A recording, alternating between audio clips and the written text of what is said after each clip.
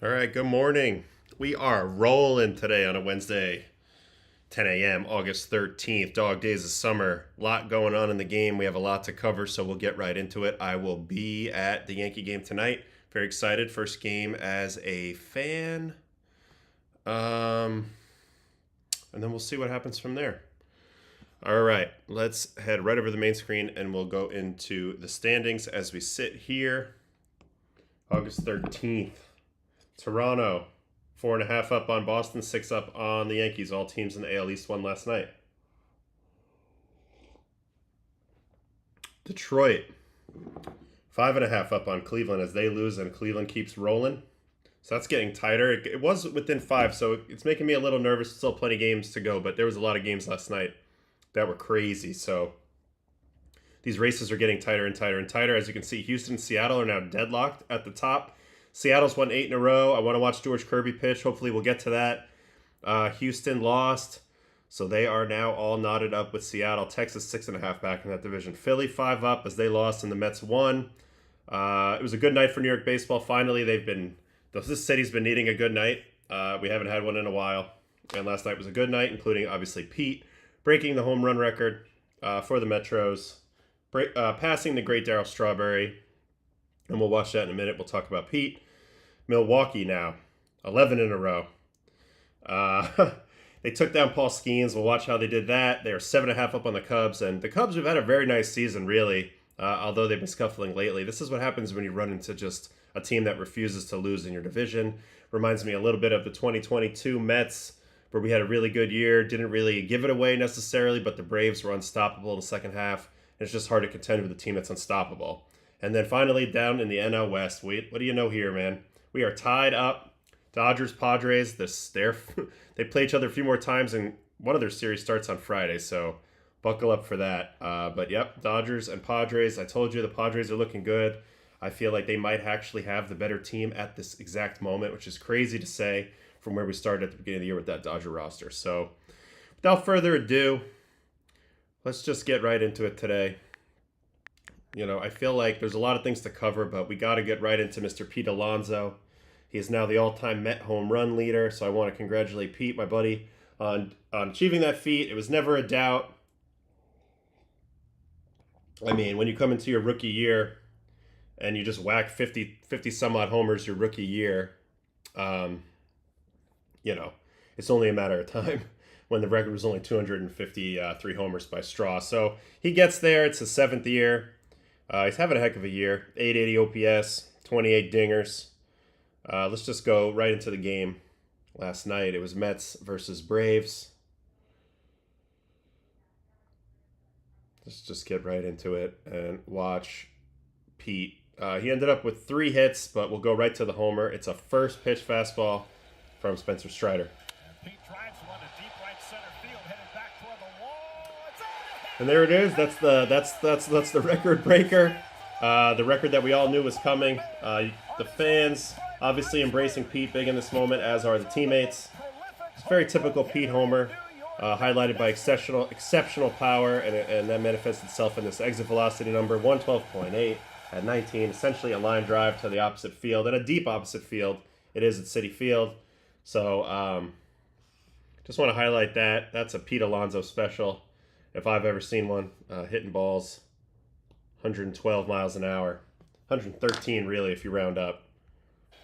But it's a nice job. It's a nice short stroke. When Pete stays tight, we watched Pete swing a little bit already on this stream the last few weeks. When Pete stays tight and doesn't get too big, when he keeps his mechanics simple, gives him a much better chance to catch up to the good fastballs. We all know how good of a fastball Strider has. This isn't his best bolt, 95-1. But still, this is what it looks like. It's just a tight swing, line drive swing, not trying to hit a home run. Even for a power hitter, I'd like to say home runs should be happy accidents. Pete stays tight here, gets the job done. Great moment for him, great moment for the Mets. Really fun to see, and they needed this type of breakout game. Not only from Pete, but from the whole offense. Obviously, they've been in the doldrums a little bit. They had a big night yesterday. Speaking of using the other way, Francisco Alvarez showed a great propensity to go the other way. He hit 2 homers last night. Nimmo homered, Beatty homered. I believe Beatty's was also Oppo. We'll get to those in a sec, but let's watch Pete's second home run. also on a first pitch ambush. Cutter up middle. 109 at 27, dead central. So now he's going to look to put a little distance between himself and the straw man. There it is, the king of queens. And, you know, again, he stays short on this ball. It's a cutter up in the zone. This is a pitch he often would pop up or get under. It's actually a decent location, first pitch cutter. If this is kind of where they want it. There's the target, the high target. Flashes it in, gets it there. But again, Pete's staying nice and tight right now. And that's what we see play itself out here. Hoping to get the polar bear on the show once we get, hold on, we got a warning here. Restrictions. I don't know what that means. Okay. But we're going to hope to get Pete on the show once we get the guests going on the show. And we'll have him talk about some of these home runs, what it feels like to do damage in this way, because I certainly don't know. Bink. Just a simple stroke from a big, strong guy. And I talked a little bit in my video I posted last night about Mason Wynn's defense, about, you know, the quest in all athletic movements to make them as efficient as possible, especially when you're in a time crunch situation, when you're hitting. That's one of those situations. The better you're going to be able to swing with the least amount of movement is going to help you get to balls. And that's what Pete does here. It's really a pretty simple move. Wham. There's a little bit of a hand pump, but it's not much. I think when that hand pump gets too big, then the move gets too big, but it's foot forward, hands back, foot forward, hands back, and then just don't think about hitting home run, just think about impacting the ball, and that's what he does.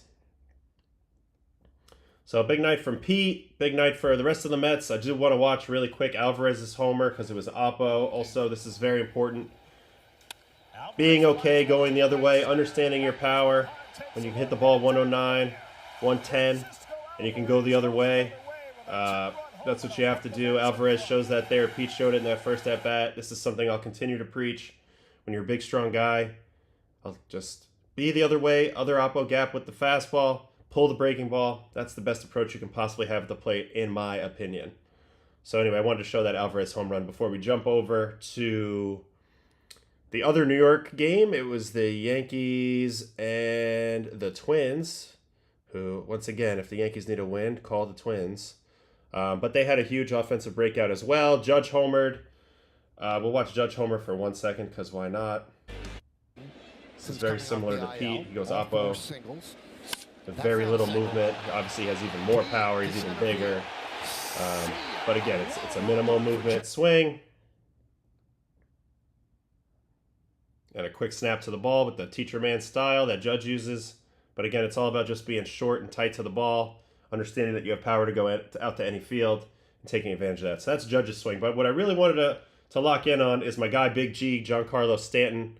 Let's hop over to Stanton real quick before we watch his at-bat.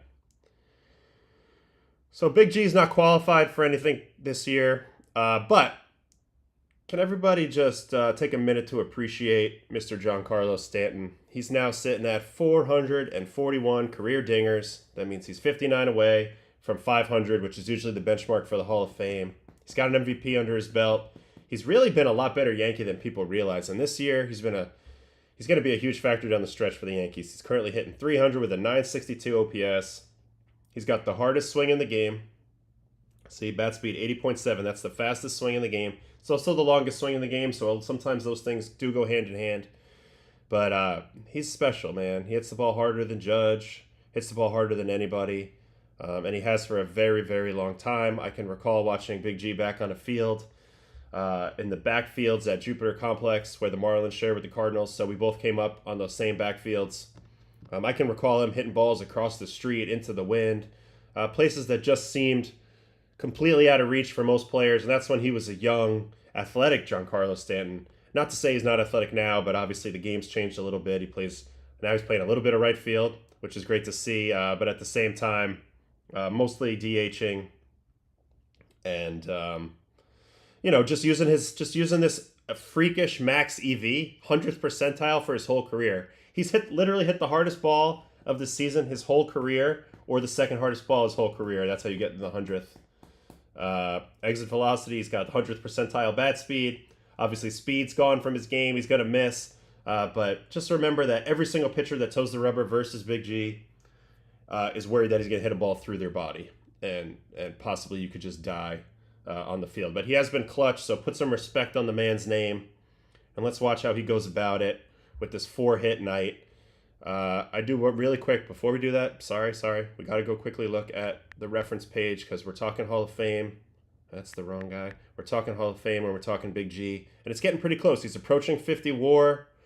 He's got to approach 500 homers. So many hits he's got. 1,500 hits. So it's a little bit of a weird profile, but he does got the MVP under his belt. He's got 1, 2, 3, 4, 5 All-Stars. I think he's going to play a few more years. So he can hopefully get to that 50 WAR mark, and just been a special player. Has been bogged down a little bit by injuries, but it's been a special player. So I know Big G really well. Played with him, played against him, faced him many times, struck him out many times, gave up 2 massive homers to the guy, which we could watch if we want. I'm actually curious what my career numbers are against him. But let's watch him. And one thing I know about Big G is he has the unique experience of understanding that every pitcher over his career has been a little bit afraid of him. And I think rather than play the will he, won't they attack me game, Stanton's become very, very good and very, very disciplined on keying in on one pitch or another throughout a stream. Definitely the type of guy that just keeps it simple up there with his approach. Sometimes it's going to make him look bad, but when he guesses right, the ball doesn't come back. So let's watch all these at-bats and see what we can see from Stanton's night last night. Here's Stanton. Fastball strike. Yeah, I've talked time and time again. I mean, when he puts himself in that position where he's not lunging, he's back, he gives himself so much more time. And, Slider if down. you make a mistake as Also, I love the way he just stays in the box. Him and Judge lean into their intimidation a little bit by literally not moving out of the box. Most guys, they take a pitch and they back out and reset. He just stands right in there, taps the plate, already addressing the pitcher, even though the pitcher's not addressing him, letting you know that this is my batter's box and I'm comfortable here. Change up down, no swing. It doesn't matter. So already 4 different pitch types. First 4 pitches. 2-2. There's a cutter, swing and miss. So again, a lot of times when he does miss, it's going to look bad because he's swinging to put a hurting on the ball. 2-2. But you can't worry about the optics here. You got to worry about whether his approach gets the job done or not. Does a nice job with the take there off of the cutter before it. Let's stick with the cutter. This time he's able to fight it off, able to stay back a little bit better. Wax it out of there, and let's see the 3-2. So third cutter of the at-bat. This time it doesn't quite get to the spot. Giancarlo laser beam line drive, 114.7. Obviously no man's going to run that ball down in the gap, including Mr. Buxton. There's the first hit of the day for Stanton. It's a little cutter away from him. Just a strike the whole way, and he threw him too many of the same pitch, and I think at that point Giancarlo had it measured. So that's the first at bat. Let's watch it from the first base side. He stays pretty wide with the base. He doesn't have to generate a lot of rotational power because he's so strong. So he's able to go a little wider with the base, knowing that he just has to be as quick to the ball as he can with his powerful swing. So that's the only move. You see the front foot here?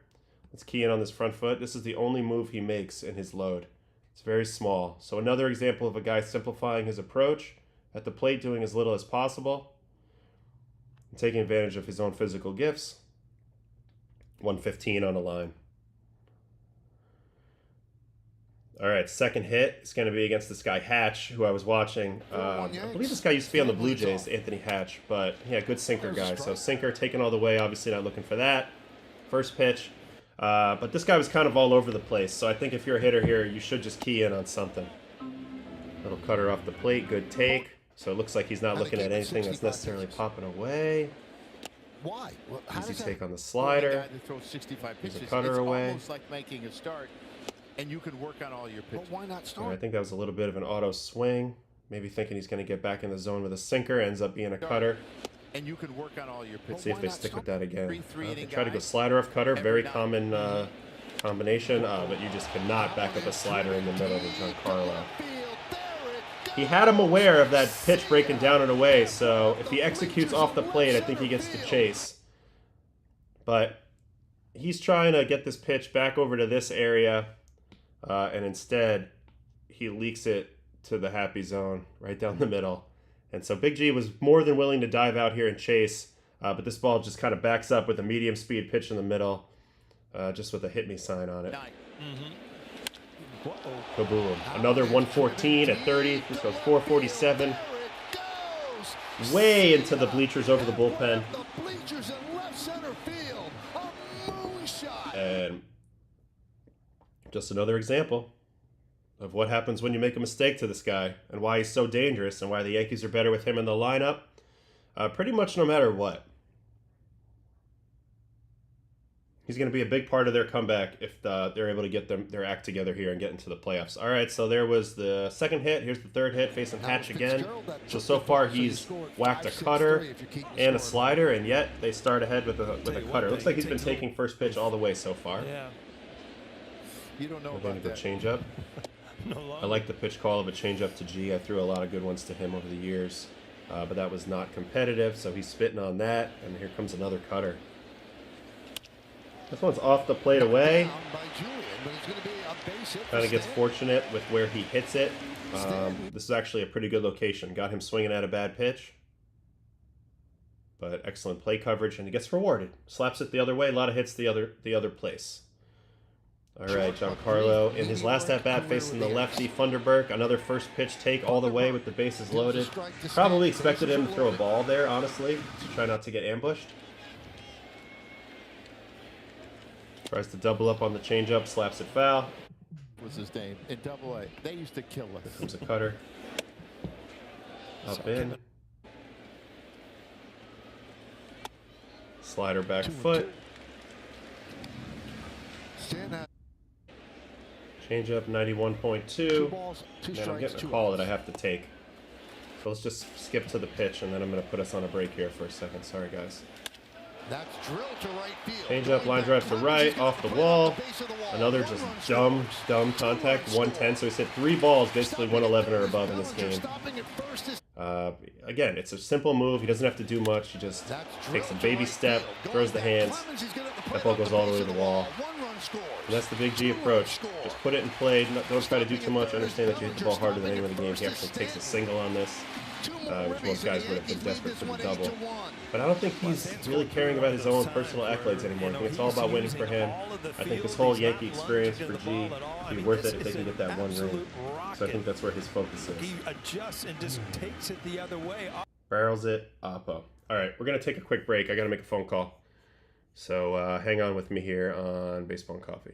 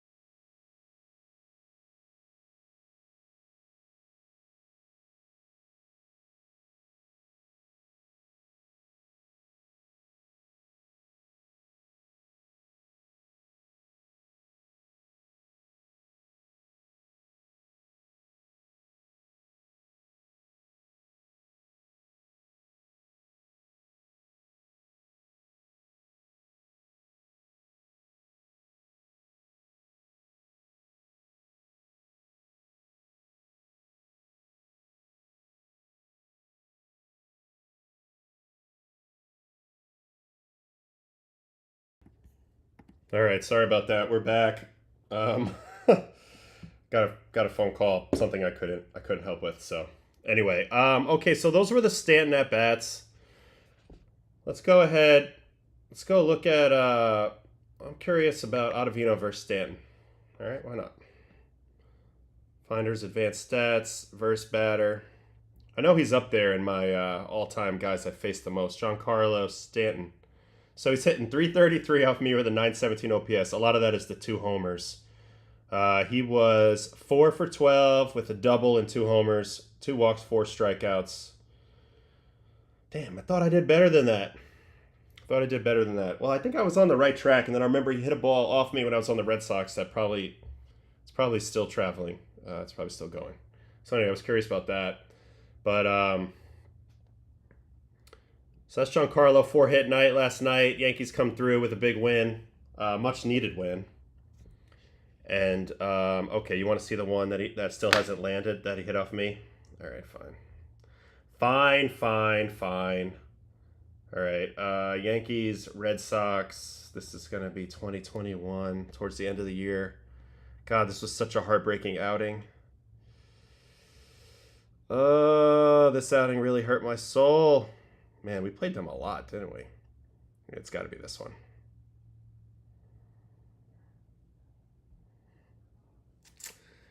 Yeah. All right, Giancarlo. Let's watch it. Slider. Slider for a take. He's like, go ahead, throw me that again, Otto. And then watch where this ball goes. Nice. 116 at 24, 448. Put a little pizzazz on it. I remember in the moment I kind of watched him. If you watch, let's go to center field. Watch my reaction here. I think I watch him to see if he's going to show me up or anything. He doesn't look at me, thank God. He just fired up for the boys. I guess. Is there no third base angle?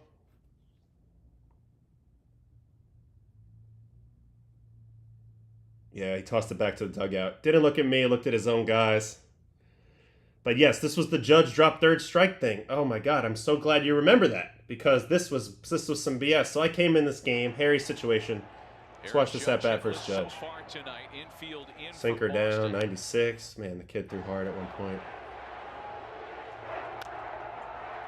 Sinker on your fists. The 1-1. Yep. Slide ball. I try to go four-seam. Oh, let's not forget about this part of it. Bobby Dahlbeck. Oh, doesn't catch it, even though it landed not in the stands. Four-seam again, late again. All right, slider. Oh, now that was a bad pitch. I got away with it. But then watch this. This is 98.5. This might be one of my hardest pitches ever. Caught and then drops it on the transfer. And Joe West old ass says that this is a foul ball. That's a strikeout. Am I wrong? Is that not a strikeout? We watch that again. 1-2. He's got it, and then Vasquez drops it. He's got it, and then he drops it, but the way he lunges for it makes Joe thinks that he drops it off the foul tip, but really it was on the transfer. As you can see, it's when he goes to transfer. Anyway, then that leads to the ceiling imploding as I try to go fastball again, which was a dumb freaking idea. And then Judge destroys one to center at 118.4. So that was the double, and then I give up the homer. And I remember we had off the next day. This was Sunday Night Baseball, I believe. And Judge obviously was a little fired up to get that hit off me. I think he was a little mad. I actually think he was a little mad because of this. Hold on, let me go back to it. Was it this game? Ottavino in the ninth? Yeah, I think he was a little mad because of this pitch right here. His 2-2 pitch.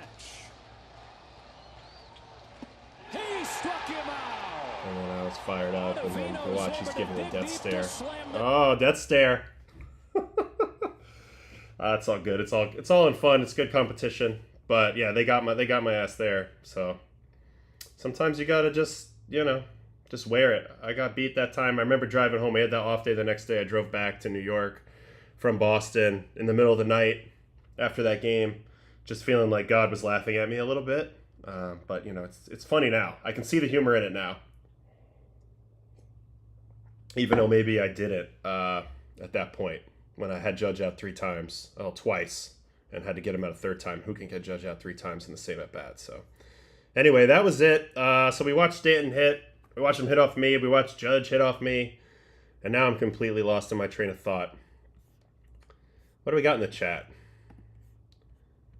What do we got in the chat? Yeah, sorry about that. I know you needed the substitute teacher when I had to go for a second, but let's see. Would replay review have fixed that? No, because it was like a judgment call on the foul tip. I don't think you can review a foul tip whether it was held or not. So that's kind of weird. All right. Anyway, back to baseball, because there was a lot that happened yesterday, including the Brewers taking down Paul Skenes. So maybe we should head over to that game. We all know about Paul Skenes. We all know how good he is. He never beats himself. There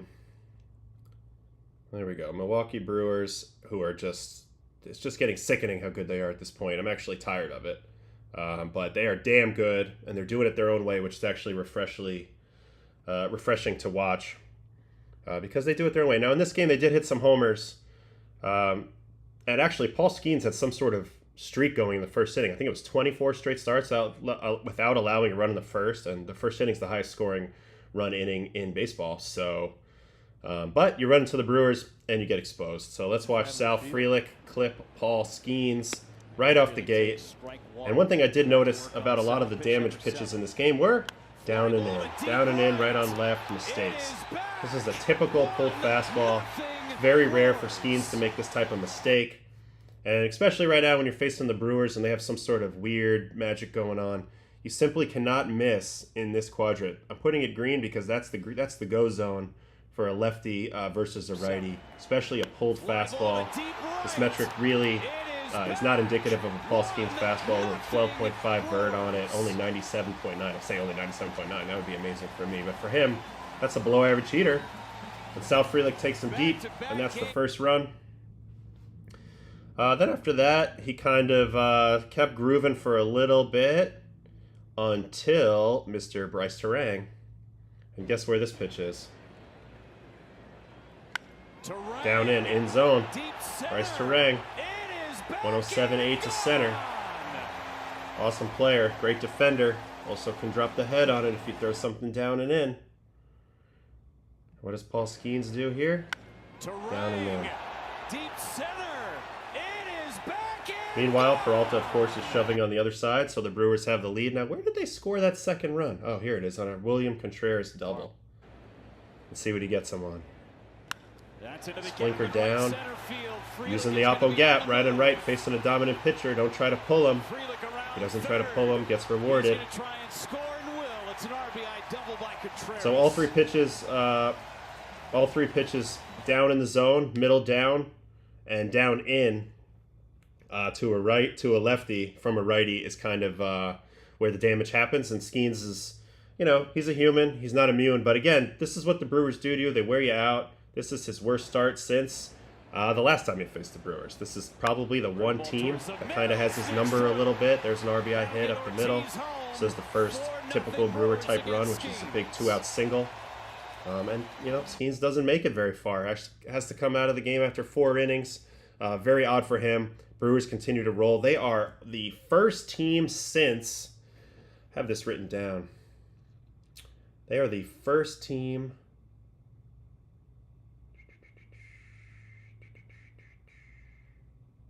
They are the first team since, I have it, where is it? 1935 with 2 11-game win streaks. 1935, first team. And if they win today, this would be the first time they've won 12 in a row since 1987. So this is a historic run for the Brewers. Right now, they're a freight train. If you're on the tracks, if you're in their way. And I love this quote from Frelick. Our brand of baseball is different than everybody else's, but it works. And we love playing that brand too. Every guy we get loves to play that brand, and it's why it's so cool when you see guys come like Lockridge or Vaughn come in here and just embrace it. You've got veterans like Yelly, who's an MVP, hits 40 home runs early in his career, and he'll bunt a guy over if it's a tough matchup or find a way with 2 strikes just to put the ball in play to get a run across. That's what we take pride in, and that's what we'll always take pride in first, more than trying to hit homers or trying to be flashy. And that's what you see. They're just accepting the challenge every night. Paul Skenes was the big challenge, but again, they're the train right now, and Skenes was on the track, so he got flattened. Brewers, 11 in a row. Can they make it 12 tonight? Definitely a good question, but they are playing awesome baseball, and they ended up having a laugher in this way, and they ended up running away. Yelich hit another dinger. This one off of Johan Ramirez, former net legend. When Yelich is going good, he's got sneaky, super opposite field juice to the oppo gap. This guy was another personal nemesis of mine. Andrew Vaughn, who's been an absolute steal for the Brewers from the White Sox. He's been reborn. I thought about doing a video just watching Andrew Vaughn hit.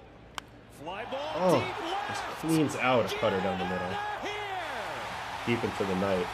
And that made it 12-0 in this game. So the Brewers not only winning, they're just kicking the crap out of people right now. So you got to definitely got to hop on the board on the train a little bit. They will definitely be in my top 5 when we hit Friday. They're impossible to ignore at this point.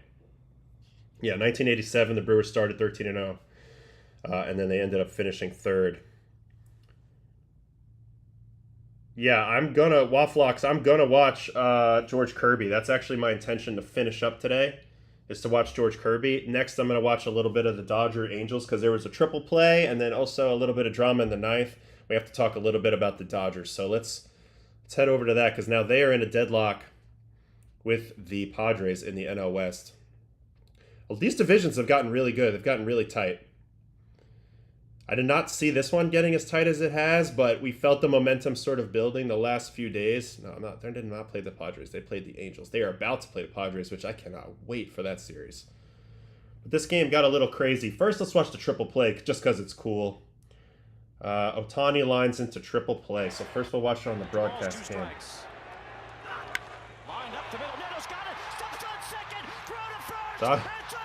Rushing, or whoever that was at first, almost blows out. But this is just perfect, being in the perfect spot at the right time. I mean, this ball's crushed up the middle. You got 2 guys on and no out.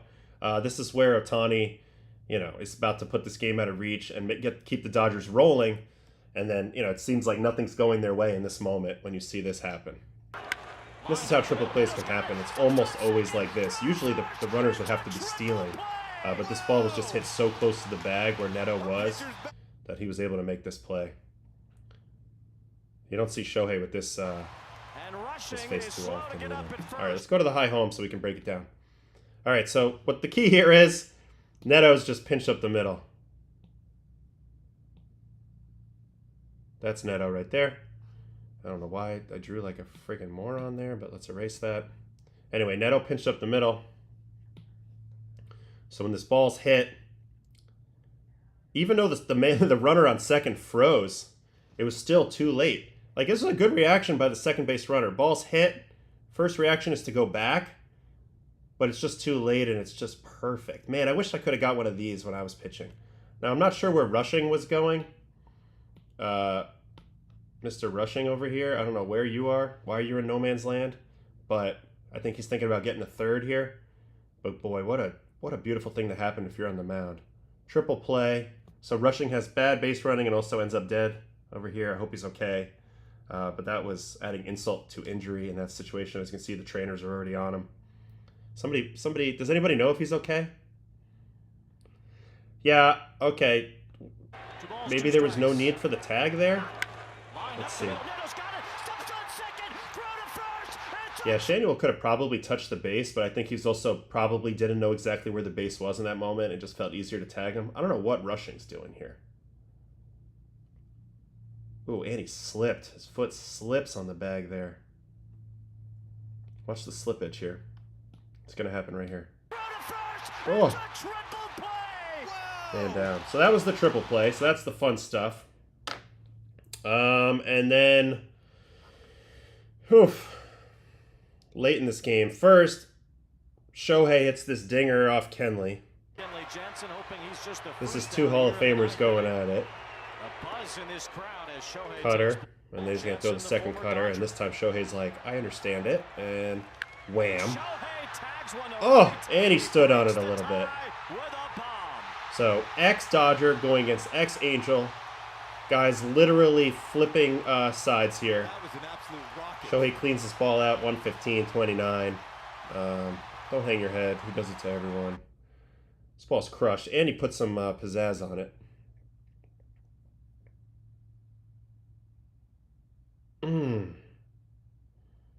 Stood on it, bat flip, pointed. Another guy with a very simple yet powerful swing. Best player in the game. So, okay, so that's how they took the lead, and the Dodgers were feeling good. They were like, all right, we're going to get this thing. But they could not hold it down. And they end up finally getting walked off on this Joe Adele single, which is just crazy because it's just a Baltimore chop. And what are you supposed to do on that? Nothing. Ball just chops over the infield. And it just feels like it's bad luck at this point. So Dodgers need to turn the page. They need to win tonight, and then they need to get ready for the Padres because that series is going to be super intense. Got to give credit to the Angels though. They fought. These are always fun games, rivalry games. What do they call it? The Freeway Series. But now we're looking at the showdown. Padres Dodgers tied at the top of the division, and it's going to go down. It's going to get interesting. Now, quick question in the chat about Kenley for the Hall of Fame. I think Kenley's a no doubt Hall of Famer. So a little crash course on reliever career WAR. If you're over 20, so he's at 23.6. If you're over 20, you're like a top 40 or 50 reliever ever. Maybe even better. Maybe a top 30 reliever ever. If you're over 20 WAR, not many people achieve that number. But on top of that, he's headed towards 500 saves. He's at 469 saves. I'm sure he'll sign somewhere. So he can continue to rack up the saves. And if you get to 500 saves, he's going to be third all-time behind Hoffman and Mariano. So you're third all-time in saves. You have 23.6 WAR, a career 258. You've got World Series because you were there in 2020 with the Dodgers. Just look at the quality of the work. Like, what's his worst season? 3.63 ERA, worst season for Boston in 2023. Still an all-star that year. I think he's a no doubt. I think him, Kimbrel, Chapman are the main three. I'd love to see Robertson get in that conversation, but those are probably the main three. All right. Let's see here. What's this tweet here? Either the folks around Shohei get next to him an experience level of power they simply couldn't fathom before and lose their minds to megalomania, or he is Japanese Wilson Fisk. I don't know what any of that means. I did see the Ohtani real estate thing. I mean, it's too early to speculate on any of that. I don't know any of that stuff. I see there's a lot of clamoring for Dustin May. I know he pitched a really nice game for the Sox last night. But I do think that we need to watch George Kirby because he was next level yesterday. Mr. George Kirby, the pride of Rye, New York. He was next level yesterday, and he got off to a clunky start this year, but I've always said this guy has such a ridiculous ceiling, and it's because of his amazing command. The walk percentage, 5.8, and that's bad for him. He's arguably has some of the best command of any starter that's come around, in the last 10, 20 years. And let's watch how he does it. He's been altering his mix a little bit. There was some information. There was some information that I read today about him going more heavy with the sinker to righties, locating more up and in versus lefties. But I guess we just got to watch it, and we'll see what we see from George Kirby, command legend in Seattle, who I think is the best team, maybe in the American League, but certainly in the AL West. I think they're going to be able to pass Houston, although I do like Houston's new look here all of a sudden. But Kremer also pitched great. I got to give respect to Dean. He pitched a great game for the Orioles, 8 innings, 1 run. But let's watch George Kirby go 7 scoreless. See how he got his outs. Curveball's actually his highest graded pitch individually. So I do think you're going to see him lean on that a little bit more as we go. Gets Jackson out there with a little curveball. Jordan Westberg, first pitch out. Going with that first pitch sinker, looking for that easy contact, daring them to put the ball in play on that first pitch, keep that pitch count down. That's what the early sinker does, right on right. And then Gunnar Henderson, 3-2 knuckle curve. Henderson hits a ground ball. You can see the sharpness of the curve because in a vacuum, that's a pretty good location for Gunnar Henderson to smash down middle. But this ball's dropping at such a heavy spin at a hard rate, and he ends up not being able to square it up and tops it. Negative 9.7, negative 8.7 at 85 is a pretty damn good power curveball. And yes, I agree. He works very fast, keeps his defense engaged, doesn't give the hitter a lot of time to process. If you can do it, that's the way to do it. All right, so he's going to get his third out of the first 4 batters with knuckle curve. Seemed like that's a big go-to right on left. As he gets Rushman to ground that out. Now Mountcastle, four-seamer. Ronald left-hander. Mountcastle ground ball. Four-seam up and away. Borderline pitch makes him go for it. Kirby's also a really good athlete, fields his position well. So no strikeouts for the first 5 batters, but still getting quality outs. And here's this first punchy. It's going to be a backdoor sinker. Excellent catch by Cal Raleigh. And again, I've talked about this a few times. We're going to reiterate it here. Cal's middle of his body is off the plate away, so George can drive the ball at him and try to send it back to the corner. Also really helps to sell the pitch as a strike to the umpire, because when the ball comes back, you'll notice that Raleigh's glove is snapping back to the corner. Watch the glove snap back, snap, and that makes it feel like the umpire like it's there. And to his credit, it's damn close. I mean, it's a ball, but it's damn close. All right, so that's the end of the second. We go to the third. Ryan Noda, four-seam. He's been locating a lot of up-ins. Let's see where he goes here. Up-in target, up-in location, pops it up. Excellent execution of the spot there. And gets that pop-up behind home plate. Those are as good as strikeouts. All right, first hit of the game, Dylan Carlson. You're hoping as you see him wipe his hand, perspiration. It's be a little different. Actually, no fault of George's good pitch, got good contact, weak contact, just went into a no man's land spot, so there's a hit, and then he erases him right away with a double play. So let's see where he throws this sinker. 2-1 sinker.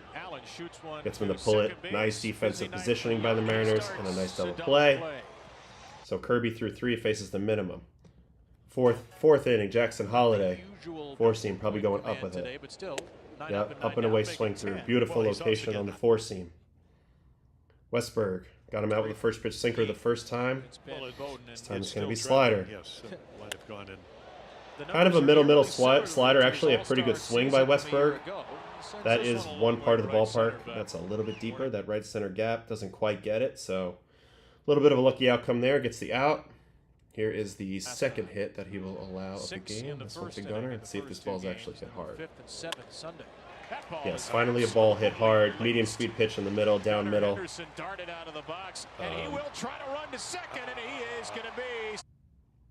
Yeah, I mean, this is just a classic, you know, bad location to a good hitter.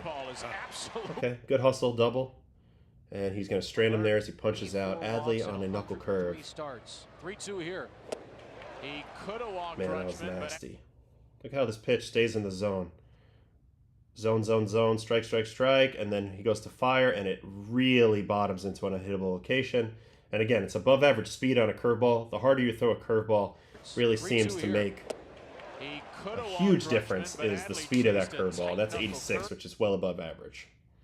So he's able to punch out Rushman to get out of the fourth. We go to the fifth. Ryan Mountcastle. Slider. Slider down.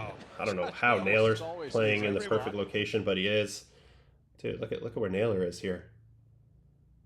It's just good analytics, I guess.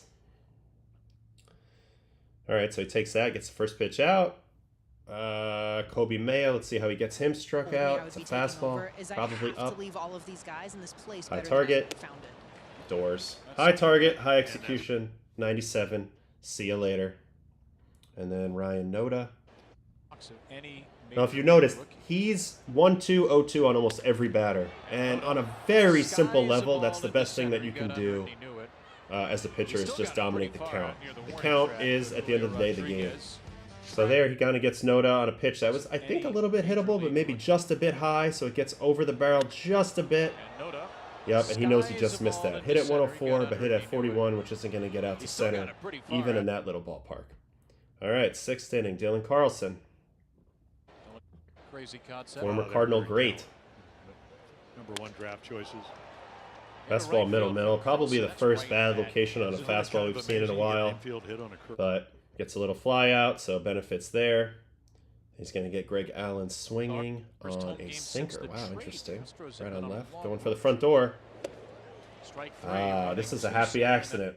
All right, so a lot of times when you go for the front door freeze, but you know it's wide open, I mean, you can see this is a perfect target by Cal Raleigh. This is where I want the target every time on this type of pitch. But then he ends up missing, but it's a happy miss because it ends up in another unhittable location, which is a ball running to that up and away spot, which is the swing through spot with a ton of movement and just a tough pitch to stay flat on with your bat. Strike 3. So he doesn't. He gets over the barrel for a strikeout. So that's a happy mistake, but honestly a mistake that you prepare for, knowing that if you throw a perfect pitch, it's great, but if I make a mistake, let's miss into this area and I can get rewarded as well, and that's what happens there. All right, 3rd time through, and Jackson Holliday's going to get a hit here on a curveball. Very good approach, deciding to go the other way. Drops it in for a single, so 3rd hit of the game. Every time he gives up a hit, he backs it right up with a strikeout. Jordan Westberg. Backdoor sinker, but it's 97. I mean, yeah, I saw the talk in the chat about his fastball metric stuff being down. I think it's a little bit of a arm angle drop, so it's changed a little bit of the shape, which therefore on the stuff metrics is going to change his values a little bit. But this guy's all about command and about controlling contact. And I think before, maybe he was chasing whiff a little too much prior to 2 strikes. So he needs to embrace producing weak contact prior to 2 strikes and then finding strike 3 once he gets there. Again, that's my philosophy, and I believe in it. All right, 7th inning, Gunnar Henderson, 3rd time through. Able to get a first pitch out on a sinker to Gunnar. So that's a gift right there. And then he's going to get this pop-up. So 2 first pitch outs to lead off the 7th in a 1-run game. Oh, well, the ability to throw grounders, as you mentioned. And what a beautiful thing for George. And then he's going to finish this outing with a 3-pitch punchy of Mountcastle. 2-strike pitch. Just throws it right by him at 97. So the fastball never waned velocity-wise. He threw both sinkers and fours the whole game. No walks, locked in on locations. And we'll talk a little bit about where he wanted to go with everything. All right, so let's go on colors. So if it's a slider, he's trying to get over here. When he's throwing a 4-seam, so we'll call that the green, he's trying to get up to this spot right here, and this spot versus lefties, so this area. When he's throwing sinkers, so we'll call that the yellow, he's trying to do a lot of backdoor painting, but also jamming righties, and then getting down on the zone. Curveball, we'll call that red. Curveball, he's trying to pepper the bottom of the zone with strikes, but then also get below for chase. And George was locked in on these targets all day, and that's what makes him special is his command. Yeah, he throws hard still, 97. But again, it's really the command that makes it all play up. He's always been a guy who's actually allowed quite a few hits. If you go look at his numbers for his career, let's grab his reference real quick. This is sort of a give and a take of your style of pitching. So, yeah, if you go over here and you look at his walks per 9 for his career, 1.5 in 22, 0.9 in 23, 1.1 in 24. These are all inhuman, by the way. And then this year, he's doing awful with 2.1. But if you look in the hit category, 9.3, 8.4, 8.5. Those are a little bit high for a guy with his stuff. But when you're in the zone so much and you refuse to walk guys, you are going to give up a few more hits. And that's kind of the gambit that you're playing. But I like it. Overall, he's never going to beat himself. And a lot of times when guys don't beat him, he's going to be able to go 7, 8 innings when other guys maybe would be cashed at 5 or maybe getting into the 6th a little bit. So that's one of the reasons why I love George so much, and he's my pick to win a Cy Young some point in the next 3 or 4 years. Just think once the batted ball gods kind of work in his favor and he figures out how to control that contact a little better, it's going to be game over. So that's George Kirby, and the Mariners, they have won how many in a row now? 8 in a row in a dead tie with Houston. So, again, the Mariners throw out a great pitcher every day, and I feel really good about them maybe being the representative in the AL West this year. It's going to be fun to watch those two teams battle. And once they get in the playoffs, you have Kirby, you have Castillo, you have Gilbert, you have Wu. It's kind of pick your poison. with them. And I like the way that they've upgraded their offense with Suarez and as well as Naylor. So got to really appreciate what the Mariners have done finally, and kind of going in a little bit here. All right, not much time left today. It's been a little bit of a mess, I would say, but also we've had a little fun. Okay, there's a little bit of demand to watch Dustin May, so let's watch a little bit of Dustin May. It was Red Sox Astros. We'll finish up with this. I didn't watch any of this game, so this is all fresh for me, but let's watch Dustin May and see what we can see. This guy came over from the Dodgers. He's got huge movement, side to side, easy velo, unbelievable spin on his breaking ball as he gets ambushed first pitch of the game by Jeremy Pena. Now he's going to get a strikeout of Correa on a sinker. Again, 19.6 inches on this sinker. Ties up Correa in a knot. This is elite. This is above average. And we'll continue to highlight what he does in terms of pitch shapes at a high velocity, which is kind of his calling card. He's been hurt a lot, but if he can keep it together, this guy's got huge upside, and I like the pickup for the Red Sox. Right on right cutter there, so I did see a little bit of data showing that he has upped his cutter usage since getting over to the Red Sox. I do think the Red Sox will steer him away from throwing fastballs. Oh, God, screen's off. Jesus Christ. I'm so sorry. Anyway, whatever. We're rolling here. Cutter up. Altuve pops under it. And he's going to end the first inning with the strikeout of Sanchez. This is a 96-mile-an-hour sinker. Again, plus movement on it. Not a great camera angle to see horizontal movement. I bet from the center field camera you probably see how this ball moves a little bit more. Yeah.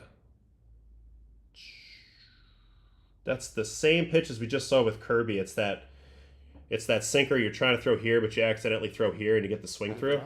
Smiling. Very effective pitch. Got him with the fastball. And 18.7 above average. So excessive amounts of horizontal movement. All right, second inning, he gets greeted with another leadoff hit, first pitch, so that's a little annoying. This is a four-seam. Very weird pitch for him. He's been a huge asset in that lineup. Yiner, first pitch swinging. We mentioned Yiner kind of beats a guy, but gets in there in the four hole. Oh, you know what? He had a Christian Walker punch out to start off this inning. I'm sorry, I'm really struggling with this iPad today. On the year in one-run games. Just doors. Walker goes down on strikes here. So that's the other thing. It's extreme movement, extreme amounts of spin, but also exceptional velocity. So here's the first breaking ball we've been lucky enough to watch. 31.81 RPM. This is probably in the top 3 or 4 in the big leagues, that spin rate, which just means that's the ceiling of the pitch, how much total movement it could possibly obtain given the orientation of the spin and seams. So that indicates a level of spin talent, ability to spin the ball really fast. And how it manifests itself is an 87-mile-an-hour sweeper, which is extremely fast, almost one of the fastest ones in the game, but with a negative 18.4 inches of break. So it's not only extremely fast, but it's an extreme amount of movement. It's due to that ridiculous spin rate, 3,100 RPM. So that's a little bit of what you're buying into with Dustin May. It's just a really impressive amount of spin talent and velocity talent. So you, in theory, have the ability to create kind of whatever pitch shape you want and operate in a lot of different velocity bands. All right, this is how the second inning ends. Let's see what happens here. Another sweeper. Ground ball, nice backhand play. Bregman, his throw low and Toro long throw. It kind of kicks away, but I think more happens here. That was a great play by Bregman, and Toro couldn't come. So everybody's safe. And then he's going to get Melton looking on a vicious sweeper, even more spin. 3,200 on this one. And he dotted him up on the And yeah, I mean, he just thought this ball's away. Out of the hand, this ball's, way over here. And then look at come back to the zone. And he dotted him and it's at 87, no time to react. And Dustin May was fired up. He is screaming. Let's watch how fired up he was. I love watching this stuff. The only thing I don't love about Dustin May is just that when he came over, his nickname was like Ginger Guard, which is like a nickname off of another player. Like, I don't like that. Maybe he didn't come up with that himself, but I'm not a big fan of nicknaming yourself after another player. Another base hit for Pena. That's not trying to stretch it to a double, but Abreu got all right, so 2 of his 3 hits so far have just been where he jammed the guy and the guy got lucky. But let's see how he gets this double play ball. Seattle with a quarter of the sweeper. Go. Ground ball. Oh, a little roll and reach. Bregman. Oh, beautiful technique by Bregman to get rid of this ball. Watch how he charges it, stays low, keeps the feet moving, and gets rid of it. Slowly hit. Bregman will charge, goes to second in a hurry, and that'll. All right, then there was a walk to Altuve, and then he's going to end the inning with getting Jesus Sanchez with this little fly out. Getting Sanchez swinging. But Sanchez puts perfect it in play location, this time up and in, pops can't it get the up. hands extended. Trevor Story is Jam there. sandwich, 69 miles an hour. All right, 4th inning, Christian Walker. I think it's kryptonite, but that's okay. Going to get him with a filthy sweeper. Swing and a miss. Down goes. Starts in off the plate, sweeps across the whole zone. Down goes. Can't reach it. Walker. That's so nasty. All right, and then he's going to get this Yanir Diaz fly out on a sweeper. So the sweeper is exceptional. I mean, I bet you by stuff metrics, this is one of his top pitches. It's got to be. Just based off the spin and everything. I wonder if they have any of that information yet.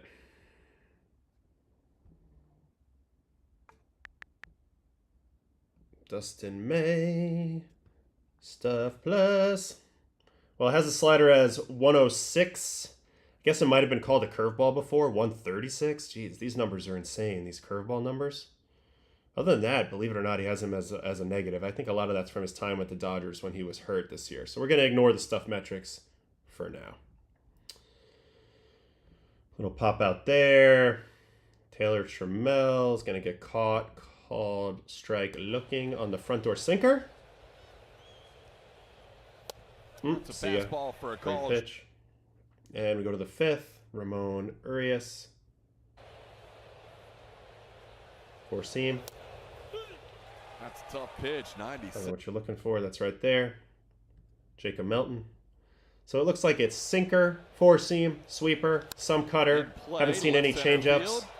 Running over from center is Duran. He calls off Roman Anthony. But the raw amount of movement you're dealing with when facing Dustin May is crazy. Just side to side. So he gets a fourth at bat already versus Jeremy Pena. Is that possible? Into center and in front of Jaron Duran. Maybe that's the 3rd at bat. Yeah, that's got to be the 3rd at bat. Correa. Sinker. Is he going to jam him? Looks like it.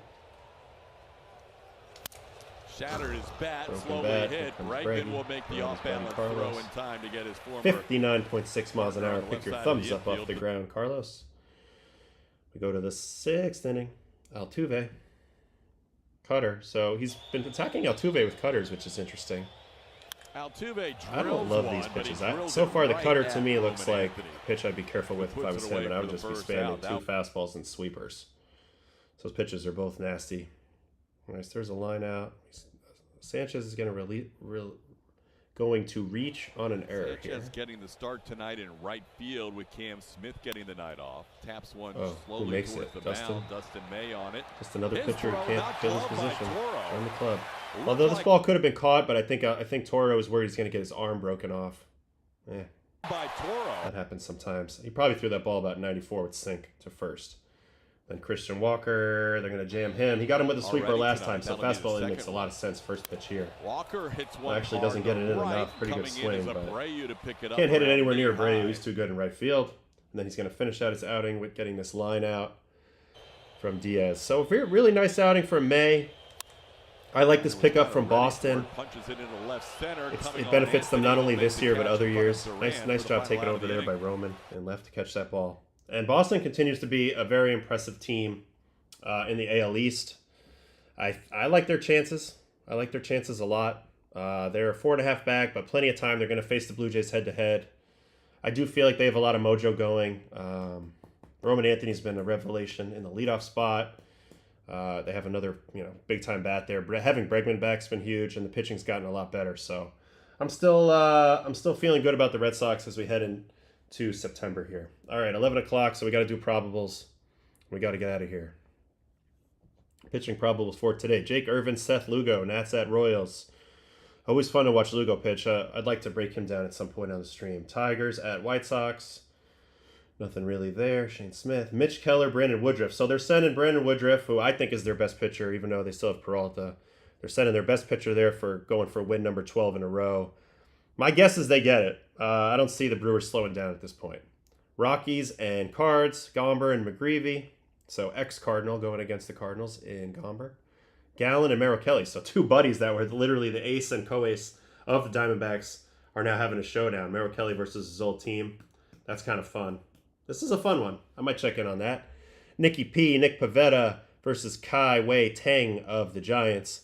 Can Pivetta pitch the Padres into first place tonight? I like his chances. I love him in that ballpark. I think that's a great ballpark for him to pitch in. Christopher Sanchez, Hunter Green. So welcome back, Hunter Green. We'll have to see how he looks. He looked incredible to start the season. He was headed to that Cy Young conversation as well. Literally living over 100 with a wipeout slider. And we know how good Sanchez has been. So that should be a fun game. Great matchup there. Logan Gilbert, Trevor Rogers. This is also a tremendous matchup. Rogers has been the best pitcher for the Orioles this year. And Logan Gilbert, another great pitcher for the Mariners to throw a great one every night. Yuri Perez, Gavin Williams. Gavin Williams almost threw the no-hitter versus the Mets his last start. Yuri Perez has looked great this year. Another fun matchup. A lot of good matchups tonight. All right, the game I'll be at. Joe Ryan, Cam Schlittler. This is great. I get to watch a Northeastern Husky, Mr. Schlittler, pitch for the Yanks tonight. And Joe Ryan, the best pitcher for the Twins. So excited to watch him. Hopefully our Gold Pass seats are pretty good, so I get a good view of that. Cade Horton and Kevin Gausman from Toronto. So this is a fun one. Cubs and Jays. And then we got Walker Buehler, who's pitched a lot better of late, threw a really nice start his last game versus Hunter Brown. This is his second game against the Astros, so I'll be curious to see what adjustments the Red Sox make against him. Hunter Brown, another one of the dominators with the four-seam and sinker combo. Mets facing an old friend, Cookie Carrasco, a.k.a. Sabrina, pitching against David Peterson. So two buddies going head-to-head here. Peterson's been good for the Mets. He's been the only guy going deep, so we'll see if he can do that today against the Braves. And we'll see how Cookie does facing his old team. And then we got Shohei on the mound versus Kyle Hendricks. Shohei going versus his old team. Maybe he'll get to 5 innings today, so we'll check in on that. And then finally, Drew Rasmussen and JT Ginn from Sacramento. So that's it for today. Got to go get my kid from camp. But thanks for hanging with me, bearing with me today. Felt like my brain was working a little slow today.